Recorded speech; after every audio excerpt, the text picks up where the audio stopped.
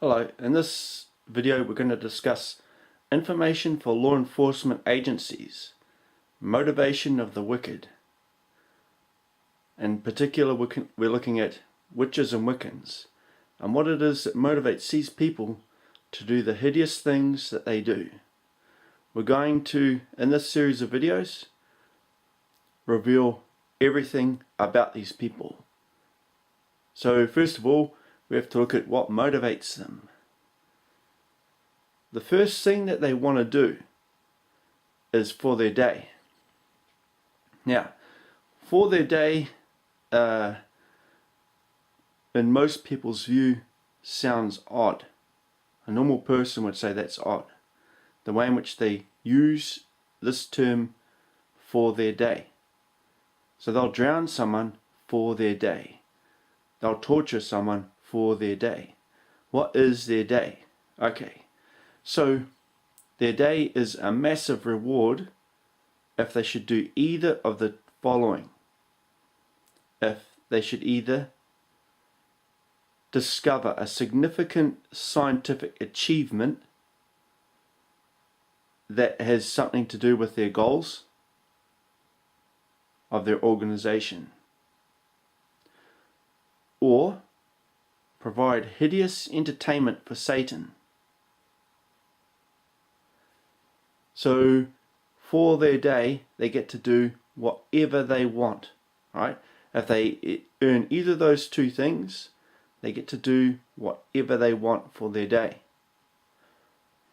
Now, an example, a Christian was forced to work for them, made a significant scientific achievement, and was told, okay, you get a day. So he said, right, I want roast chicken with potatoes, gravy, stuffing, yams, peas, the works. Because he's held under captivity and was forced to eat crap food all the time. So everyone, every witch and wiccan, and that person, and everyone that he worked with, had to, for one day, for lunch, have roast chicken. Now, the witches and wiccans all consumed this and loved it, but then they complained bitterly afterwards that they loved it. That is their mindset, self-imposed hardship. Alright, examples of hideous entertainment for Satan. They come up with things and it just seems weird when you hear this sort of thing. An example would be murdering a child in hydrochloric acid. Okay, it's extremely sick, the things that these people come up with. But sometimes they get more extravagant, like using hypnosis on people and forcing them to murder their own families,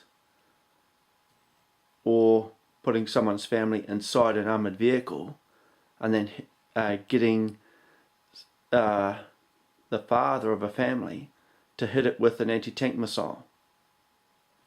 That's an example. These sort of things are hideous, but they're videoed for Caligula, and Satan watches them. And if Satan enjoys it, then he says they have their day. Alright, so hideous entertainment. Always, witches and wiccans always target Christians. So a Christian and their family, they'll go after them. That is their way of thinking. That is their primary motivation, is to target Christians. So in a community, they'll do things like increase the charges of everything for Christians, but for everyone else, it's cheaper. Whatever it is that the person is purchasing is cheaper, as long as they're not Christian. Some more examples of hideous entertainment for Satan is things along the lines of mobs of people turning up on someone's doorstep and forcing a family out of their home, and then replacing them with another family. Other things that they do is replace celebrities and politicians with imposters. Although I don't think it's that much entertaining now for Satan, but it is something that they're always doing. And how they achieve this is the imposters are normally people from a database that look similar to the celebrity or politician, and they educate them through a hideous process of drown rape and hypnosis and all sorts of crazy stuff in order to force that person to know everything about the person that they're replacing and then replace them. When they replace them, they do hideous things to the person that is the original. That includes disfiguring their facial features so that no one would ever recognize them ever again. And they can move in and take over that person's life. Indications of this is that you would see a massive change in that person's behavior. So how the imposters live is they're mostly underground, and they're forced to live a hard life underground. It is a cult-like environment which is violent, and they earn their position to take over another person's life. They celebrate, so they're very, very happy about it, but then they'll go crazy and do stuff that they weren't allowed to do before. So before they're living underground, getting punished all the time. Now that they're on the surface, they celebrate. So there are obvious things that they'll do. One of them is suddenly get into drugs. Most of them are in fact already drug users prior to being released to the surface. When they're released, they're not released completely at all. They have a handler who bullies them and berates them, forces them to do as they say and think how they think.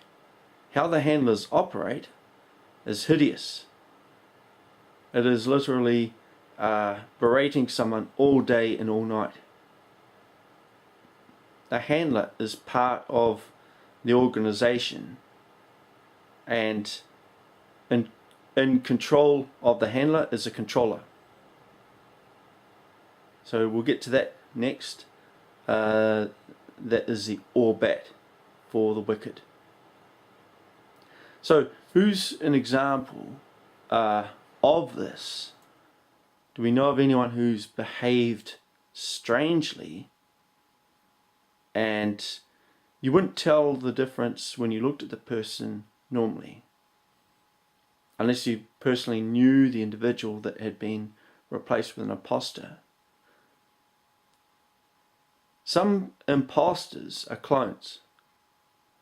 So cloning technology was developed in the 80s and has been used underground on people ever since. So cloning of people does happen, and they create 100 clones for each original. Eventually they kill all of the clones off and there's just one, who's the imposter that replaces the original. Other ways in which they replace an original person is just finding someone who looks like that person. So they have a hideous way in which they treat these people and replace the original. The original people will show up in snuff videos on Caligula, and you'll see them do unusual things. You'd see them in porn as well, and you wonder how they got there. You recognize them. That's a celebrity. What are they doing on that porn video there? So there's always something sinister going on. And that's the sort of thing the wicked people do for their day as well.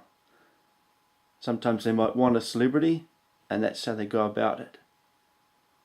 I'm the Archangel Daniel, and I'm from heaven.